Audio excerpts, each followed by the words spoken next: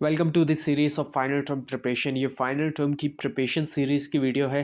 Complete series इस channel के ऊपर अपलोड की जा रही है और आज की वीडियो के अंदर आपको ECO 402 के लेक्चर नंबर 31 से लेकर 40 तक के मेन पॉइंट्स करवाए जा रहे हैं फाइनल टर्म एग्ज़ाम्स की प्रिपरेशन के लिए। तो शुरू करते हैं आज के इस ट्यूटोरियल को। इसमें सबसे पहले जो है वो है monopoly pricing compare to perfect competition pricing. So ये दोनों जो मार्केट स्ट्रक्चर्स हैं इनके अंदर जो प्राइसिंग का कंपैरिजन है वो क्या है, मोनोपोली में क्या है और परफेक्ट कंपटीशन के अंदर क्या है। अब ये तो शायद आपको मालूम होगा कि मोनोपोली के अंदर एक सिंगल फर्म होती है, जबकि परफेक्ट कंपटीशन के अंदर बहुत सारी जो है वो फर्म्स होती हैं। सो सिंगल फर्म होने की वजह से मोनोपोली में क्या होता है कि जो प्राइस होता है वो मार्जिनल कॉस्ट से ज़्यादा होता है, यहाँ पे ज़्यादा प्राइस चार्ज किया जा रहा होता है। और जबकि परफेक्ट कंपटीशन के अंदर प्राइस जो है वो मार्जिनल कॉस्ट के ही बराबर होता है। सो एक बहुत बड़ा जो है वो फ़र्क है इन दोनों जो मार्केट्स हैं इनके दरमियान। सो क्रूशल डिफरेंस जो है वो देखने में आता है। सो प्राइस जो है वो क्लोज़र होगा मार्जिनल कॉस्ट के जैसे जैसे इलास्टिसिटी जो है वो इंक्रीज़ होती है। लार्जर मोर नेगेटिव नंबर जो है प्राइस इलास्टिसिटी के लिए जो है, जैसे कि प्राइस इलास्टिसिटी ऑफ डिमांड के लिए। सो जितनी ज़्यादा इलास्टिक होगी डिमांड, प्राइस उतना ही ज़्यादा क्लोज हो जाएगा मार्जिनल कॉस्ट के। और इलास्टिसिटी ऑफ डिमांड जो है वो एक लार्ज नेगेटिव नंबर है और प्राइस जो है वो क्लोज है मार्जिनल कॉस्ट के, और वाइस वर्सा। अब शिफ्ट्स इन डिमांड के अंदर जो है वो हमें शिफ्ट भी देखने में आता है। परफेक्ट कंपटीशन के अंदर मार्केट सप्लाई कर्व उसको डिटरमाइन किया जाता है मार्जिनल कॉस्ट जो है इसके ज़रिए।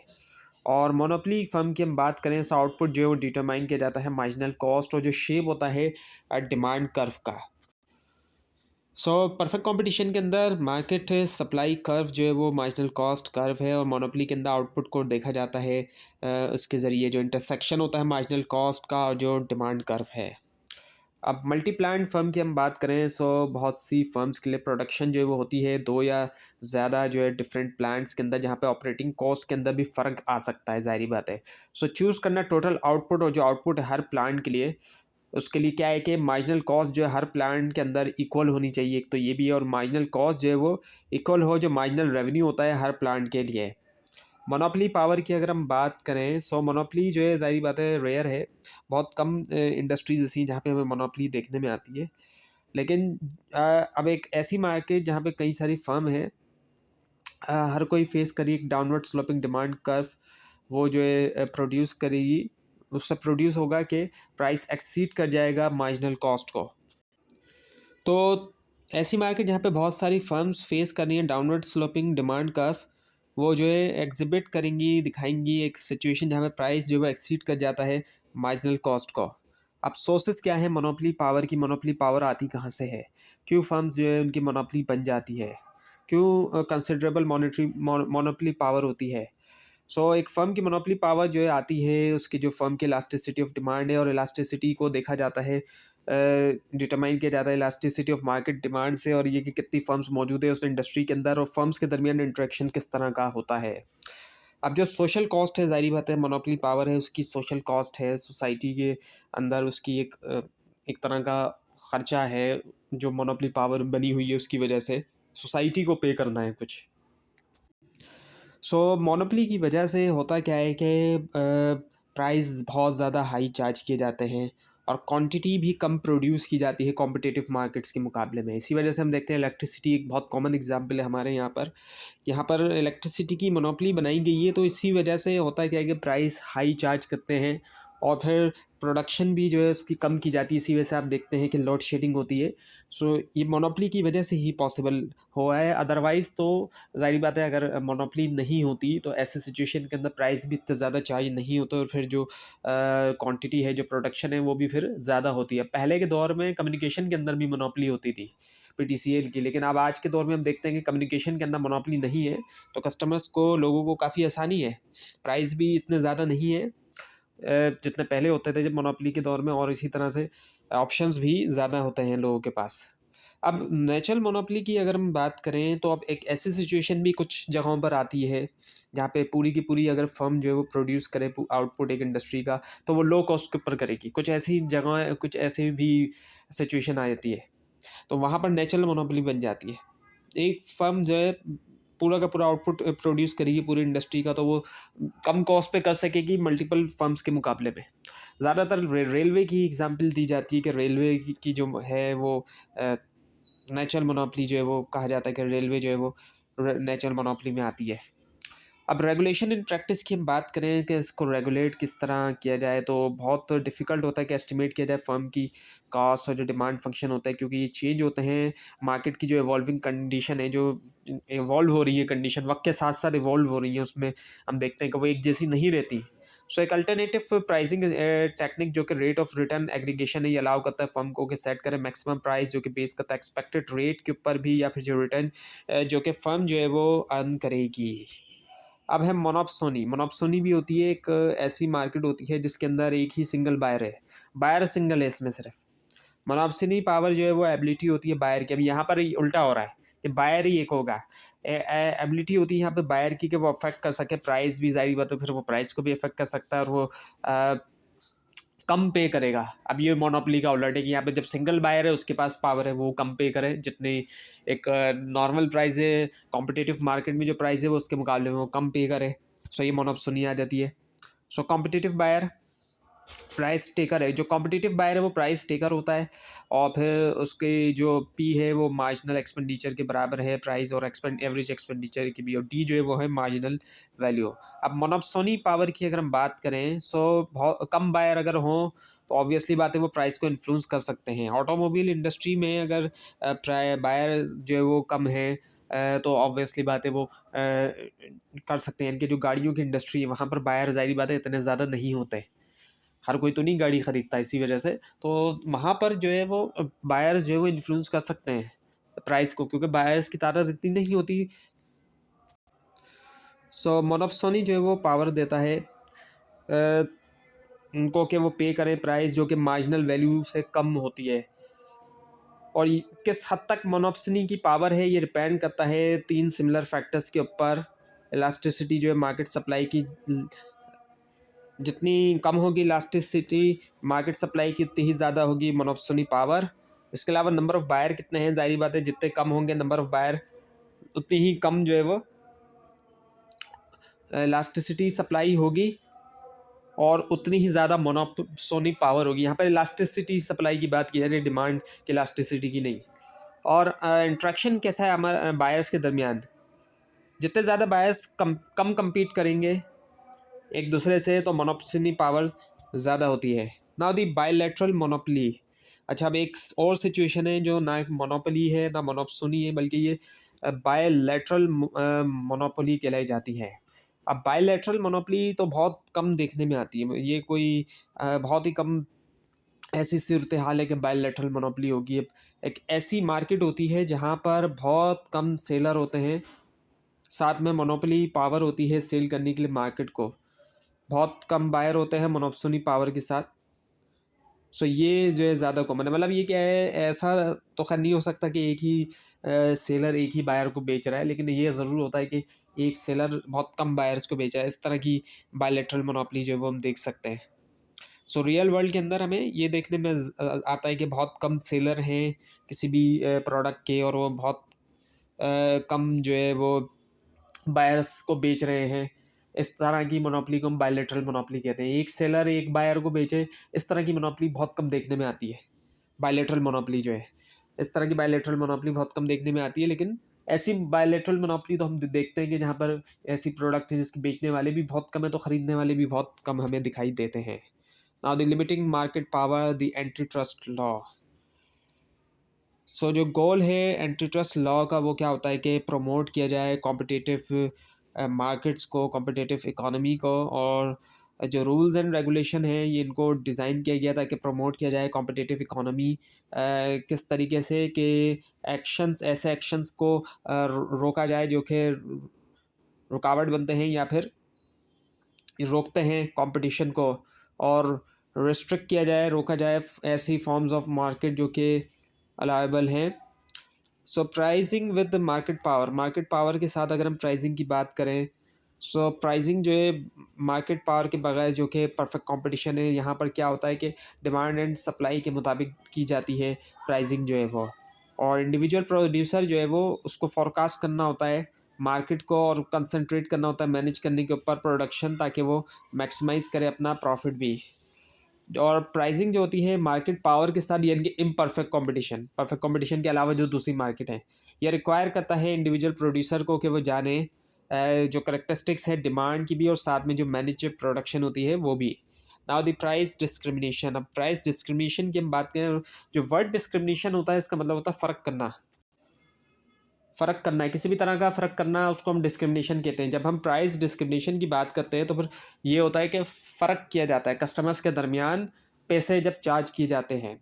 सो चार्ज किया जाता है डिफरेंट प्राइसेस जो है वो डिफरेंट कंज्यूमर्स से सेम गुड के लिए, यानी कि एक ही चीज़ बेची जा रही है मुख्तलिफ कंज्यूमर्स को, लेकिन उनसे मुख्तलिफ प्राइस चार्ज की जा रहा है, और ऐसा अक्सर देखने में आता है। ये कॉमन सी चीज़ है। लेकिन प्राइस डिस्क्रिमिनेशन भी कई तरह की है, एक तरह की नहीं होती। फर्स्ट डिग्री प्राइस डिस्क्रिमिनेशन होती है जिसमें चार्ज किया जाता है सेपरेट प्राइस जो है वो हर कंज्यूमर को सेपरेट प्राइस चार्ज किया जाता है, और जितना वो पे करना चाहे। इस तरह की आप देखते हैं हमारे यहाँ जब बार्गेनिंग होती है वहाँ पर इस किस्म की प्राइसिंग देखने में आती है कि कस्टमर जितना पे कर सकते हैं उसके मुताबिक उनको जो है वो चार्ज किया जाता है। उनकी जो भी विलिंग होते हैं वो पे करने के लिए, उसके मुताबिक उनको चार्ज किया जाता है। जितनी वो बार्गेनिंग करते हैं फिर वो एक हद तक उनसे कम किया जाता है प्राइस को। इसके अलावा सेकंड डिग्री प्राइस डिस्क्रिमिनेशन है, जो कि क्वांटिटी के मुताबिक जो है वो चार्ज किया जाता है। ये ज़्यादातर होलसेलर करते हैं, रिटेलर भी कभी कभी कर लेते हैं जब वो देखते हैं कि उनसे ज़्यादा जो है वो ख़रीदा जा रहा है सामान, तो प्राइस डिस्क्रिमिनेशन वो भी कर लेते हैं। और फिर थर्ड डिग्री की जो प्राइस डिस्क्रिमिनेशन होती है, यहाँ पे मार्केट को डिवाइड किया जाता है ग्रुप्स के अंदर, और हर ग्रुप की जो है वो अपनी डिमांड फंक्शन होती है। और इस तरह की जो है वो प्राइस डिस्क्रिमिनेशन जो होती है हम देखते हैं तो फिर एयरलाइंस के अंदर हमें दिखाई देती है। वेजिटेबल में जहाँ पर डिस्काउंट दिए जाते हैं स्टूडेंट्स को, सीनियर सिटीजन्स को। इसी तरह हम देखते हैं कि इंटरनेट पैकेजेस के अंदर भी डिफरेंट तरह के डिस्काउंट वगैरह देखने में आते हैं। बैंकिंग के अंदर भी हमें देखने में आता है, जैसे कि स्टूडेंट का अकाउंट है या फिर और भी मुख्तलिफ तरह के सीनियर सिटीजन्स वगैरह के। तो इस तरह की चीज़ें जो है वो थर्ड डिग्री प्राइस डिस्क्रिमिनेशन के अंदर हमें देखने में आती हैं। So price discrimination as a consumer जो कि ज़्यादा प्राइस इलास्टिक होते हैं वो यूज़ करते हैं कूपन या रिबेट ज़्यादातर, जब वो परचेज़ करते हैं प्रोडक्ट उनके मुकाबले में जो लेस इलास्टिक डिमांड के साथ कंज्यूमर्स होते हैं। और कूपन और रिबेट प्रोग्राम अलाउ करता है फर्म्स को कि वो प्राइस को डिस्क्रिमिनेट कर सकें, फ़र्क करें। ज़ाहिर बात है कूपन अगर दे रही है कंपनी या कोई रिबेट दे रही है तो वो भी एक तरह का फ़र्क किया जा रहा है ना, क्योंकि हर कोई तो कूपन से नहीं बाई कर रहा।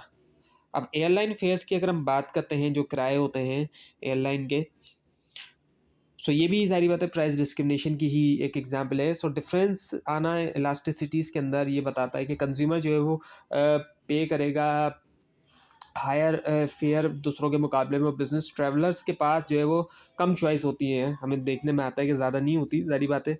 और उनकी डिमांड जो है वो कम इलास्टिक होती है, जबकि कैजुअल ट्रैवलर्स जो होते हैं उनके पास चॉइसेस भी और वो ज़्यादा प्राइस सेंसिटिव होते हैं। सो बिजनेस ट्रैवलर अलग तरह के हैं, उनका माइंडसेट अलग है, जबकि जो कैजुअल ट्रैवलर्स हैं उनका अलग है। बिजनेस ट्रैवलर की लेस इलास्टिसिटी, जबकि कैजुअल की ज़्यादा सेंसिटिव होते हैं वो। अब है पीक लोड प्राइसिंग लगाई जाती है।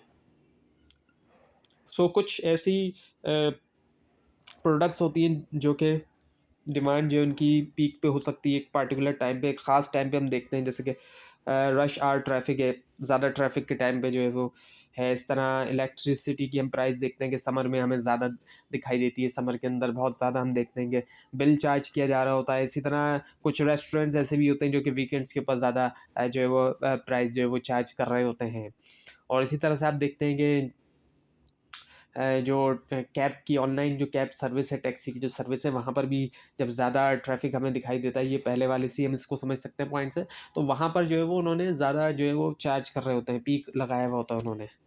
अब ये कि बंडलिंग, अब बंडलिंग की अगर हम बात करते हैं तो बंडलिंग में क्या होता है कि पैकेजिंग की जाती है दो या ज़्यादा प्रोडक्ट की, ताकि एक प्राइसिंग एडवांटेज लिया जा सके। दो या ज़्यादा प्रोडक्ट की, दो इसमें दो या दो से ज़्यादा प्रोडक्ट एक साथ शामिल होंगे। और अब जो कंडीशन ज़रूरी होती है बंडलिंग के लिए, जो कंडीशन ज़रूरी है, एक तो ये कि हेट्रोजीनियस कस्टमर तो एक जैसे नहीं हो, प्राइस डिस्क्रिमिनेशन जहाँ पर पॉसिबल ना हो सके तो फिर बंडलिंग की तरफ जाते हैं कि हम फ़र्क नहीं कर सकते तो बंडलिंग की तरफ जा सकते हैं। डिमांड जो है हो सकता है नेगेटिवली जो है कोरिलेट करें। अब बंडलिंग की टाइप्स हैं और इसमें मिक्स बंडलिंग आ जाती है, जहाँ पे सेल किया जाता है बंडल के तौर पर भी और सेपरेटली भी, इसलिए इसको मिक्स कहा जाता है। बंडल भी होगा और सेपरेटली भी होगा। प्योर बंडलिंग जिसमें सिर्फ पैकेजिंग ही सेल की जाएगी, इसमें कोई सेपरेटली जो है वो सेल नहीं किया जाएगा। सो बंडलिंग कंटिन्यू है। सो एक टाइपिंग टाइम भी इसके अंदर आ जाती है, बंडलिंग के अंदर टाइम भी आ जाती है। एक ऐसी प्रैक्टिस होती है जिसमें कस्टमर्स को ये रिक्वायर होता है कि वो परचेज करेंगे एक गुड को ताकि वो दूसरा खरीद सकें। दूसरे को खरीदने के लिए उनको एक और चीज़ खरीदना पड़ेगी, इसको हम टाइम कहते हैं। ये अक्सर डील्स में देखने में आता है। डील्स होती हैं कि भाई इतनी चीज़ एक ये लेंगे तो आप इसको ये भी इसके साथ ये भी लेना होगा। डील्स होती हैं तो फिर आपको डिस्काउंट मिलेगा या आपको कोई और चीज़ मिल जाएगी। और फिर मोनोपोलिस्टिक कंपटीशन की हम बात करें तो इसकी जो कैरेक्टरिस्टिक्स है इसमें कि कई सारी फर्म्स हमें दिखाई देती हैं। एंट्री और एग्जिट इसके अंदर आसान होता है, फ्री होती है और प्रोडक्ट डिफ्रेंशिएट होती हैं, मुख्तलिफ तरह की प्रोडक्ट्स इसके अंदर होती हैं। अब ये कि मेकिंग ऑफ मोनोपोलिस्टिक कंपटीशन, सो दो इंपॉर्टेंट कैरेक्टरिस्टिक्स ये कि डिफ्रेंशिएट हैं लेकिन हाईली सब्सटीट्यूटेबल प्रोडक्ट्स होती हैं, यानी कि एक दूसरे से मुख्तलिफ हैं लेकिन एक दूसरे की जगह इस्तेमाल किया जा सकता है, ऐसी प्रोडक्ट्स होती हैं। और एंट्री जो है एग्जिट और फ्री फ्री एंट्री होती है एग्जिट और एंटर होने के लिए। अब ये कि जो मोनोपोलिस्टिक कंपटीशन और इकोनॉमी की जो एफिशिएंसी, इसकी हम बात करें अगर, सो ट्रेड ऑफ होता है इकोनॉमिक एफिशिएंसी और जो मार्केट पावर है मोनोपोलिस्टिक कंपटीशन की। और ये कि डिफरेंशिएशन जो है वो जनरेट कर सकता है इकोनॉमिक सरप्लस, कंज्यूमर सरप्लस, और इससे जो है वो क्या होता है कि प्राइजेस जो कि हायर हो सकते हैं इसके मुकाबले में कि जो परफेक्टली कॉम्पिटिटिव मार्केट में है। सो मोनोपली पावर जो है डिफरेंशिएशन जो है उसका जो एक हायर प्राइस होता है परफेक्ट कंपटीशन के मुकाबले में भी। और अगर प्राइस यहाँ तक लो हो जाए जो जहाँ पर MCD के बराबर होता है, कंज्यूमर सरप्लस इंक्रीज हो जाएगा और कोई भी जो है इकोनॉमिक प्रॉफिट नहीं रहेगा लॉन्ग रन के अंदर। सो ओलिगोपोली की अगर हम बात करें इसकी करेक्टरिस्टिक्स की, जो कि ये भी एक मार्केट का स्ट्रक्चर है। सो इसमें बहुत कम फर्म्स होती हैं, प्रोडक्ट जो है डिफ्रेंशिएट भी कर सकती है और नहीं भी, दोनों पॉसिबल है। और बैरियर्स होते हैं एंट्री के लिए। ये ओलिगोपोली की एग्जांपल हमें गाड़ियों की इंडस्ट्री में देखने में आती है।